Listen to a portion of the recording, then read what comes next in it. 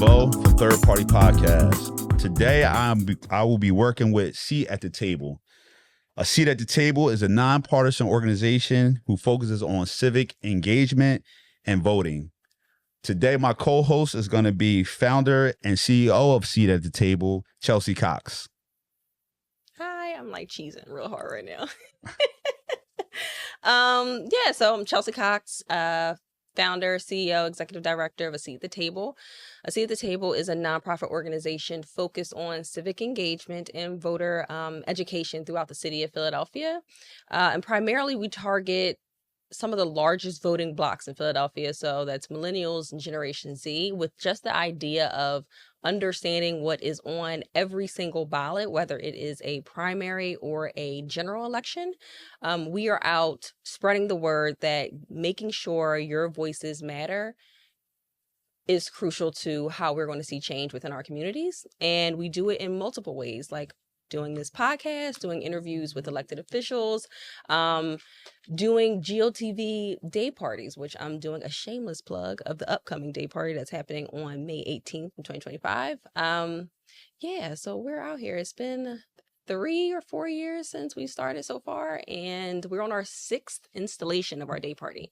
So I'm super excited about that. And the day party is like an actual party. Like, it's not like a snuffy thing which you would typically consider, I guess, as like a get out to vote rally. Like, it's a full-fledged DJ open bar. You have to be 21 plus, unfortunately, but to come. So it's a good thing.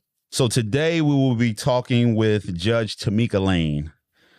Judge Timika Lane was elected to the Pennsylvania Superior Court in 2023 after serving 10 years on the Philadelphia Court of Common Pleas. She has presided over major criminal cases of all sorts. I got human trafficking, domestic violence, serious felonies. She is a proud West Philadelphia native and a Howard University graduate. Judge Lane currently leads committees on the Superior Court and holds leadership roles within the Pennsylvania Bar Association. Beyond the courtroom, she volunteers extensively with Delta Sigma Theta Sorority, Habitat for Humanity, Bright Hope Baptist Church, and education and civic outreach. Welcome, Judge Lane. Thanks for having me. I'm excited. What did I miss in the intro? Look, y'all think you hit the keyboards. I don't go to Bright Hope anymore, but that was my church. All right. You want to shout out the new church, or? I'm out here trying to find one. All right. So look, we have a list of questions that we want to ask, but typically, sometimes we do fun questions at the end. I want to ask a couple questions to start with. First one is, what is your hidden talent? Oh, wow. I guess you have to ask it. Depend on the week. I mean, it could be crafting, but I'm doing gardening. I just rearranged my garden the last 3 days. So you like a plant mom? Well, no. So I don't have a green thumb in the house. It turns more brown. But I'm better outside with God helping me with the rain. All right. So what do you grow in the garden? Is it like food in there? Oh, yeah. I have everything in there. Is it like, I'm assuming it's like vegetables? No, it's vegetables. Like, I have eggplant, I have tomatoes, I have zucchini, sweet potatoes, red potatoes, I have onions. I'm even growing peanuts. Oh, okay. Yes. That's not like a small talent. That's pretty big. That's pretty impressive. Thank you. Well, when my daughter was in school, they had like this harvest fair. And that's how I got into gardening, because she had no interest in it, but it had to be done. I'm like, come on, girl. So we would go over my mom's house, because I didn't even have a patch of grass at where we live. And that's how I got into it. Nice. Okay. That's now, are you nervous about animals coming over to eat? Oh, that's why mine's enclosed. I had to enclose it with chicken wire. It's a whole thing. You got to see it. Oh, okay. That's nice. Yeah, I definitely want to see it. I wanted to actually have one of those like indoor garden situations, or actually put one on my roof deck. Yeah. No, you should. I love them both. You can do both. Yeah. I got to convince Kyrie. Yes. He would probably be like, what is this? See? Yeah. So I would love it. She would actually love it. Mm-hmm. So we know you're a judge, and that's what we're going to get into that. But what was the worst job you ever had? Probably putting together boxes at the post office with no air conditioning. No AC. None. Wow. Yeah. So it was like long hours, or? Yeah, putting together boxes, big boxes for people's mail to be sorted in. Absolutely, it was thrilling. And then one time they let me put the missing zip codes on. Okay, all right. They must have trusted Your leadership so ability. Well, I got this. Hey, no, but I got to sit in the air conditioning and do that. Okay. Then they got jealous, and I had to go back to putting the boxes together. Everybody wanted to put on the zip codes that were missing. We'll start with the first question: is what motivated you to pursue a career in the judiciary? So growing up in West Philly from the bottom, it never occurred to me that I wanted to be a judge or any. It wasn't even on my radar. But when I was in 11th grade, I was in this program for inner city kids. It was called AFNA. And they paired me up with Judge John Braxton, and in his chambers, that exposed me to law. And his law clerk actually, they went to Howard University, told me all about Howard because I never heard of Howard at all. Mm. And that's how I wound up going to Howard because of that experience. And it opened up my love of the law. Obviously, living down the bottom, I knew people who had interactions with the law, but I saw it in a different angle when I had that summer internship.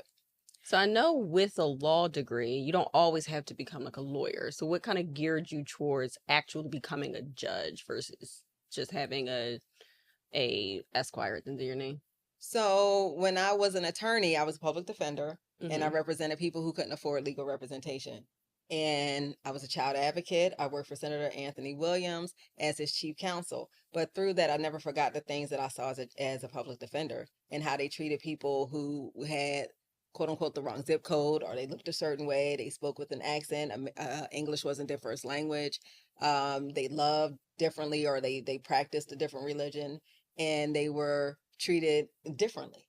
And I never forgot Mhm. that. And that's what propelled me to step out on faith, to leave my job, and to run to be a judge on the Court of Common Pleas. And you got time for a quick example or not really? Yeah, No. go ahead. So one example that I'll never forget, when I was a public defender, it was this lady. She came down. She was on probation. It was like her first offense, nonviolent, but it was a conviction. So as a public defender, you do everything in a room. You do the trials, and you do like people who are on probation. So she was like, I don't have any money. She borrowed car fare to get down town to the courthouse. And when she got there, she was like, I don't have the $50 that the judge says I have to pay monthly. She was like, it's tight. I need money to get here. So I'm like tapping my pockets. I'm a PD, so you know I don't have no money. But I was like, I got $10. You know what I mean? Let's just go up with $10. Yeah. So we did, and the judge was like, you're disrespecting this court. Mm. $50 is nothing. Mm. And was like, call DHS to take her, because she came with a baby, because she ain't have a Oh my babysitter. gosh. And the baby still is in diapers. Wow. And so she was like, call DHS to come take her baby. Sheriff, lock her up. Because she said that she disrespected the court because she didn't have $50. And I'm like, $50 is a lot of money. Yeah. But everybody doesn't feel that way. Right. Yeah. And so the lady wound up being taken in, but the judge gave me the courtesy because I absolutely like just begged and begged. She's like, all right, I'm going to give you an hour before DHS comes and get this baby. But if somebody from her family doesn't come get this baby, it's a wrap. So, but I was a public defender, so I still had to do stuff on the list. So she called the next case, and I tried the next case with that baby on my hip. Wow. And by the time I finished that case, the young lady's father came and got the baby. That is dope. With her baby on your hip, you're in Yes. the courtroom. Yeah, who else gonna hold the baby? Dang. Wow, that's Like, we ain't giving this baby to anybody. I'm gonna hold my child. I also feel like that is because you're a parent, you're a mother, so you understand like the severity of these types of situations. I can't imagine like a newborn having to horrible. go to DHS because you ain't got $50. That's insane. And then you know you gotta do a little rock on the hip. Yeah. Because this baby don't know me like that. I also But we feel like got I call these moments like Tyler Perry moments where you would see him in like a Tyler Perry movie and be like, that would That never ain't- that happen. never happened. Never would Right, happen. right, And then right. you did. Welcome That's to like really Philly. dope. Yeah. Thanks Wait, for so hold on. Did she get out of jail? We got her out, but not that day. Okay. Yeah, we got her out. But it's stories like that that made Yeah. me run for judge. Because you need somebody to understand $50 is a lot of money to a whole lot of people. Yeah. And this woman was no problem, was nonviolent. She did everything that was asked. She just didn't have the money. Mm. It just wasn't Yeah. fair. Yeah. That's why I ran for judge, because it's stuff like that. like talk about that process, like for somebody that maybe wants to become a judge. Talk about just the steps to take and maybe some of the adversity you face, because when you look at the numbers for Black women in the judicial is very low. I So think try statewide, because I'm elected statewide now. right. So try that. Our numbers So- are even smaller. So I think it's like I think in district courts it's like 5%, and in federal it's 3%. So just kind of talk about like your path and some of the adversity that you may have faced. Well, my path was different when I ran for the Court of Common Pleas here in Philadelphia, the local court, as opposed to when I ran for Superior Court, which is a statewide appellate court, when I had to go all across Pennsylvania to run so voters can know me. Right. And there are 67 counties in Pennsylvania, and I had to hit them so that they can know who I was when I'm asking for their votes and their support. But it's a very different process, and half of it, you know, you wouldn't believe, but running, especially if you are a lawyer and not a political person, it's a different experience. Right. Right, now, Because again, judges are not political people. We can never have ideas. We can't support people. We can't state things because we always had to remain impartial. Yeah. Yeah. So it's you expect a judge to run, but there's so many things we can't talk about either. All right, well, break that down, because you threw a lot of words out there that I kind of know, not really know. And I don't know if you know, DeVoe, but I'm sure people who I've don't know. researched some stuff, but I'm not claiming that I know, right? Okay. So even down to like Court of Common Pleas, appellate court, like what does that actually mean? Oh, you're right. That's a good question. So here in Pennsylvania, we have a similar structure to the federal court, and that the Supreme Court, Pennsylvania Supreme Court, they have the final say of all the law that happens in Pennsylvania. But right under that, you have the Superior Court. So let's break it down like this. Anybody ever have somebody go to court and they be like, oh, they lose, and they be like, I'm gonna take an appeal, man. I'm gonna take an appeal. Right. You know, if they were found guilty of something, or if they appealing child support or custody, or you know, they fell at shot right and they suing and they, you know, they lost their case. They want to appeal. That goes to the Superior Court. Okay. So, but the Superior Court hears most of the appeals, where we hear over 8,000 cases a year. In the Supreme Court here in Pennsylvania, they may hear 100 or 150. So most of the time your case is going to stop in Superior Court. And I call it the People's Court, because that's the one that the people will interact with, even though it's not a court where you will retry a case or hear evidence or live testimony. It's just oral argument, meaning that the lawyers for each side will state their position within a certain time frame. And then there's a panel of judges, where when I was a trial judge on the Court of Common Pleas, I made the decision by myself. But on the Superior Court, there are 3 of us who make a decision for that one case. But if it's really, really important, then 9 of us will make a decision on that one case. All right, so if I'm translating that to like Law and Order, because I feel like everybody's seen Law and Order cases. Somebody gets locked up. Yes. The first judge they're going to go see, where it's just the one person sitting in the booth, or the bench, sitting behind the bench. Booth. That is in this case. In Philadelphia, in it's Philly. municipal court. That's municipal court. Yes, that's the interest. That's the first person you'll see. Your bill's going to be set there. Misdemeanor trials, but they also have prelims, where they have to show a crime was committed. More likely than not, you committed it. So it's a lower threshold. There's like the defendant is not taking a stand because it just doesn't matter. That's when you get to the Court of Common Pleas. That's our trial court. That's where juries are heard. So if you ever get a jury summons, you're going to go to the Court of Common Pleas. Okay. You're not going to go to the Superior Court. You're not going to go to municipal court. You're not going to the Supreme Court. It's only the Court of Common Pleas. And then once somebody, if they lose, or if the prosecutor wants to appeal a charge, then that will go up to you. Yes, unless it's dealing with the government, or the school district. That's Commonwealth Court. But Commonwealth Court is an appellate court, meaning that they can hear appeals like workers' comp and things like that. But they're also a trial court. If you guys remember, it was that big case that came out about the school funding and how it was declared unconstitutional. That came from the Commonwealth Court, and they sat as a trial court to make that determination. So how often are you running into instances where you are you're overseeing appellate cases, but it's you said it was a total of like 9 of you that actually look at a case if they don't like the decision. Really important. And because so when you're on the Superior Court, our rulings impact everyone in Pennsylvania. Where I was a trial judge, it only affects who was in my courtroom before me, but nobody else had to follow. So it kind of sets standards. It does. It's called precedent. Exactly. Okay. Like you got to do this. Exactly. In all the courtrooms across Pennsylvania. So I have a very simple definition that I try to boil this down to, and you can tell me if this is correct. An appellate court judge checks to make sure a trial was fair and the law was used correctly. They don't redo the case. They just review what already happened. Mic drop. That's it. That's it? That's it. Oh, Yes. It took me like 3 days to get to boil this down. Okay. Okay, that's for the That's exactly that's for what we the do. people like me that need like simple terms to understand. But I'm glad you said that, because so many people get frustrated when they come because they want to put all this evidence, all the stuff that they did in the trial court that the trial judge said, oh, wasn't credible, meaning we didn't believe you. And then they want to come and tell us all the same thing. And you're like, we can't make that determination. That already happened at the trial court. We just had to see now if the trial judge made an error in applying the law some type of way. So I got a question. Is it like beef when you go behind somebody?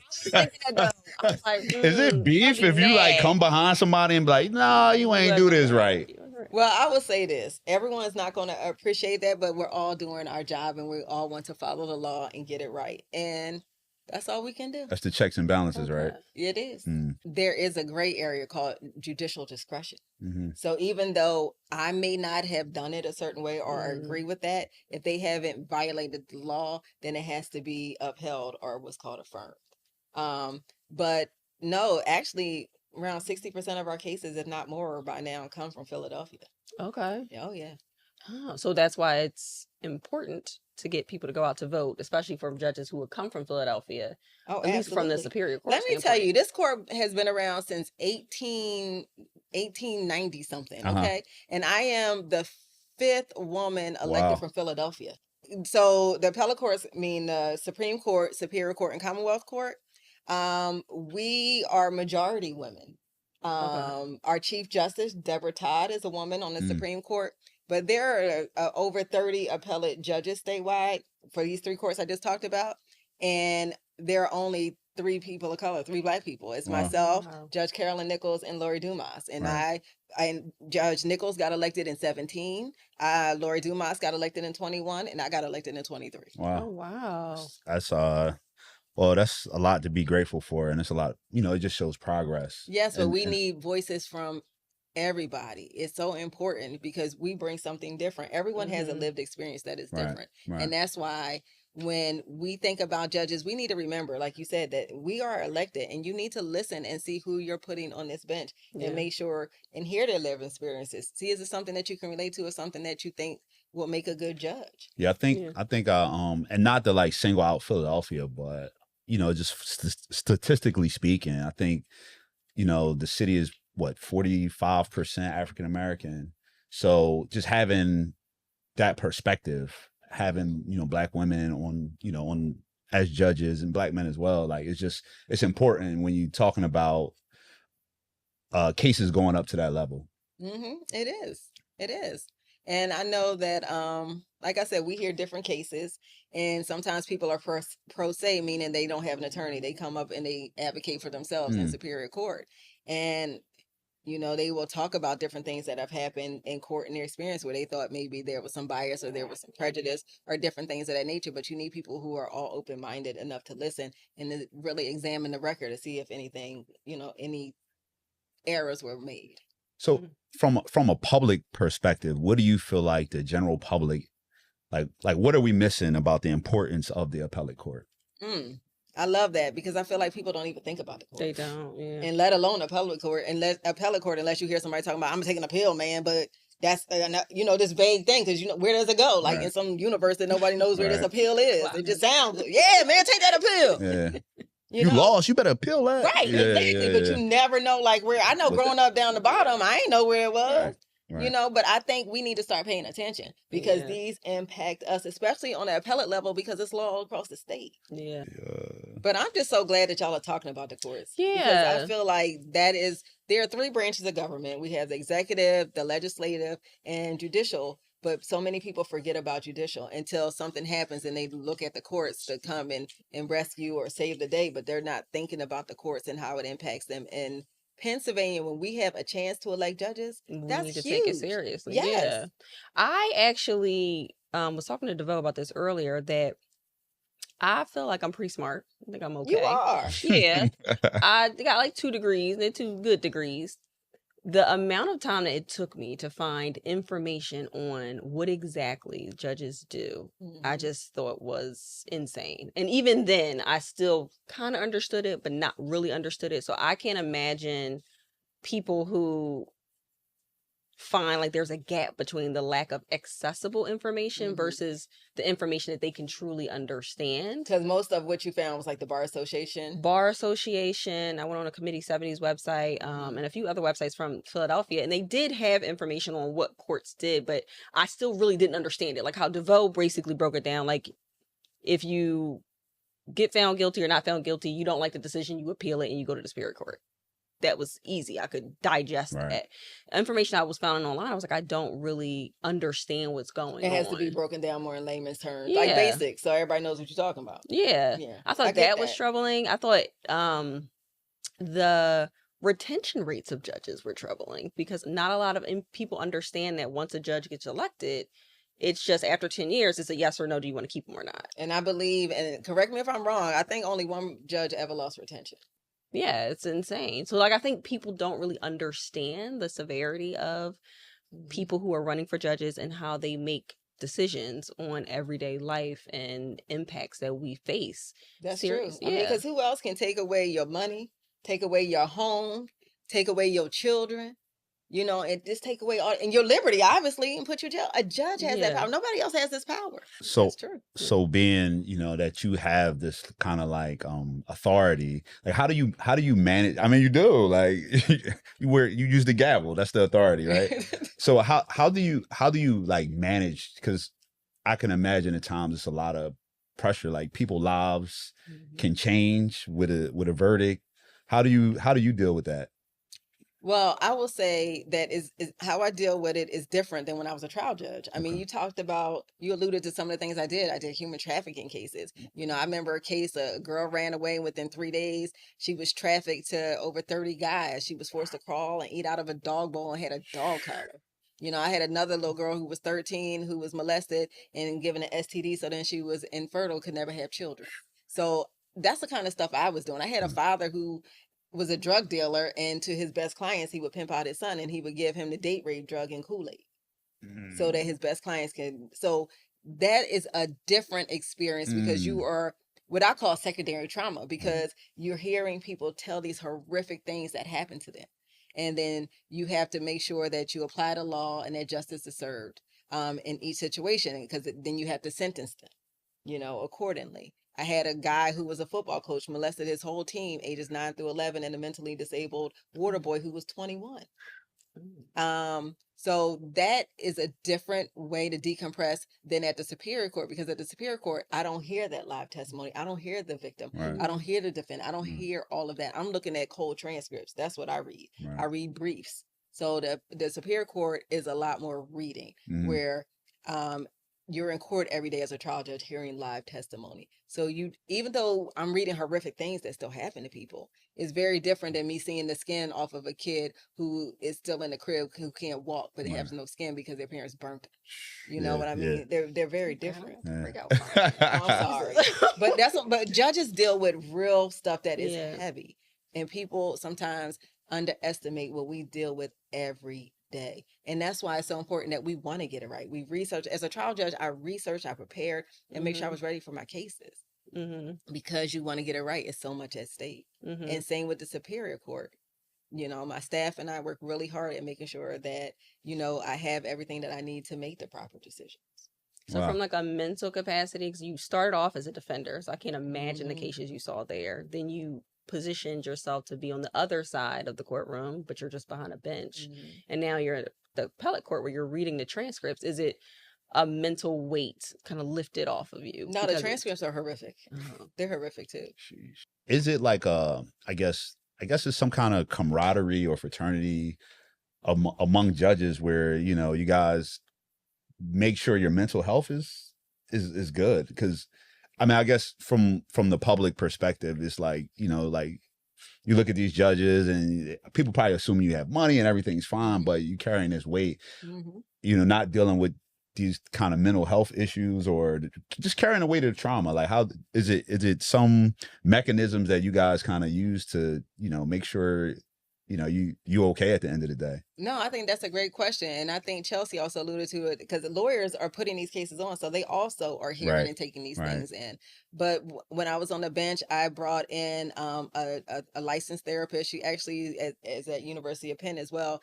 And she did a whole thing on secondary trauma with the judges. And then we expanded it to the jury because the jury's impacted because Right. they're Yeah. hearing these things. They're like, oh my God, I just signed up for my $9 and I'm hearing all of this. Yeah. You know what I mean? Yeah. So we have to remember that we're sending people home and we have to give them the tools to deal with this. But we also had like yoga. The judges, we would get together and we would do yoga. You know, sometimes we would walk around City Hall. You know, I mean, you just do different things to relax. Hey, judges are real people. That's real.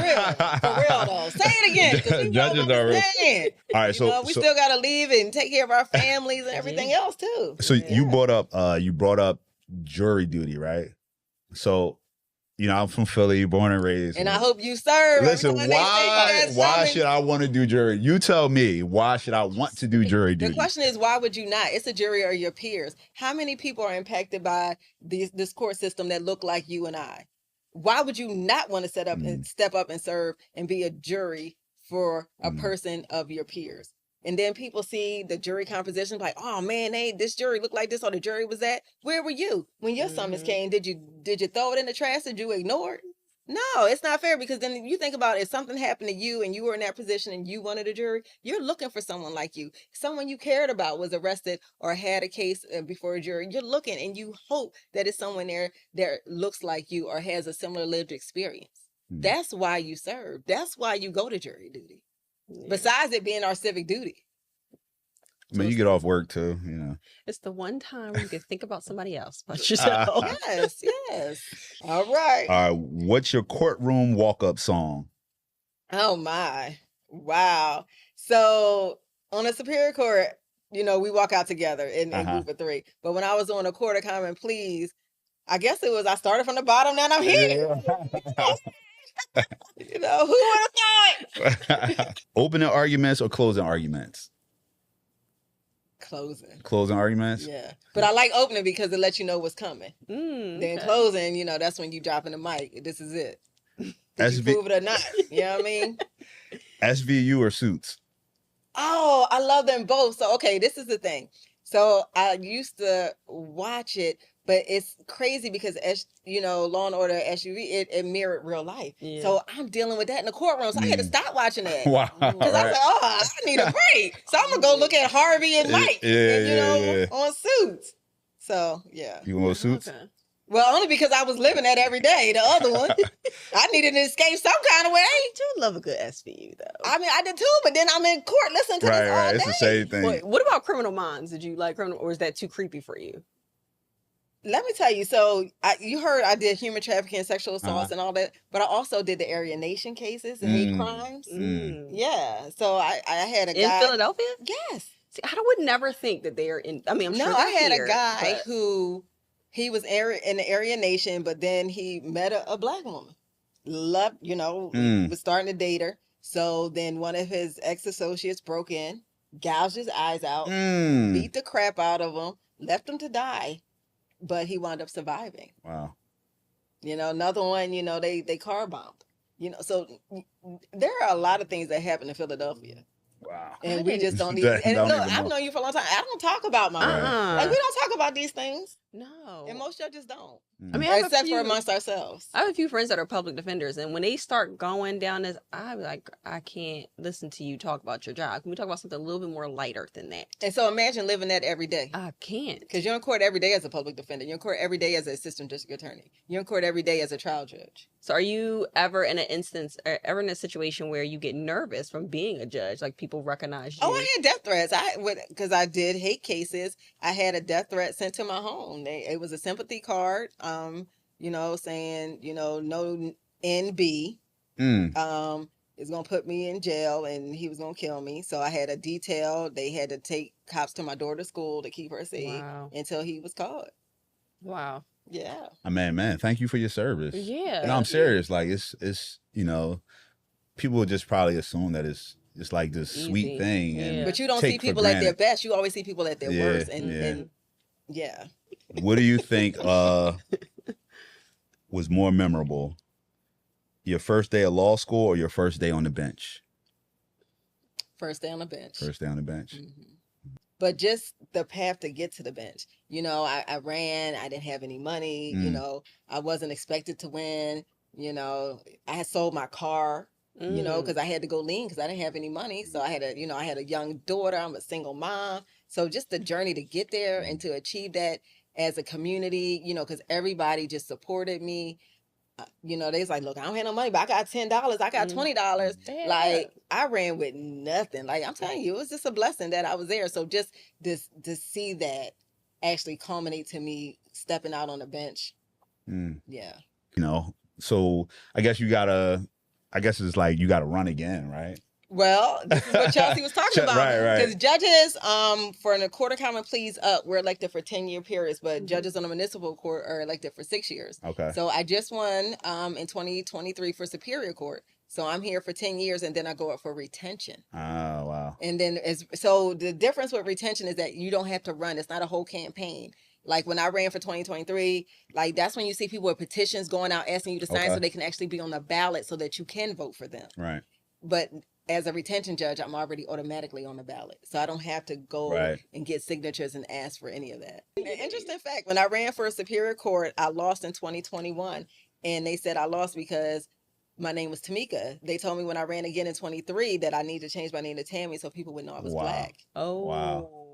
Know that you weren't black. See, Yeah. now we're on a whole different spectrum because you're statewide. Because I'm And statewide. the other Right. counties are like, And they say it's Philadelphia, Pittsburgh, and Kentucky in between. So Well, Pennsylvania is a vast state. I've met wonderful people, you know, throughout this state who were supportive. But then you also meet people who are a little nervous with a black girl named Timika from Philadelphia. right. Yeah. You know, that's why it's important to go out so people can know who you are and what you're about. And look, I ain't gonna be everybody's cup of tea, and that's cool. Right. But you know, the ones I am, I need y'all to pay attention, and we need people to look at judges and support with a vote and pass the word. It's an election because people are like, oh, I ain't even know. They Judges don't don't have know. the money to have all these commercials. Yeah. Like, you know, the mayor would have our president. That's why, you know, you'll hear people, oh, I vote every 4 years. There's an election every 6 months Yes. in America. Pay attention. What are some things, before you get out, like what are some things that people should think about when they're looking for a good judge to vote for? I think they need to look at their experience. Okay. They need to look at their temperament. And when I say temperament, how they act. Are they cussing somebody out in the street every day? They drunk, you know, and acting crazy? Or is it someone that's going to be open-minded, that's going to listen and then render a decision calmly? You know, you want to make sure it's someone who has the capacity to know the weight that comes with this job. You can't have this job and just be willy-nilly because you can put somebody in jail. You could take their kids. That's a huge responsibility. Right. You need to be mature enough to understand it. Yeah. Yeah, so these are just a couple things I think that people should be cognizant of. No, that's good. All right, Roy DeVoe, Third Party Podcast, here with my co-host, Chelsea Cox. Bill DeVoe or something. DeVoe. Here with my co-host, Chelsea Cox from A Seat at the Table.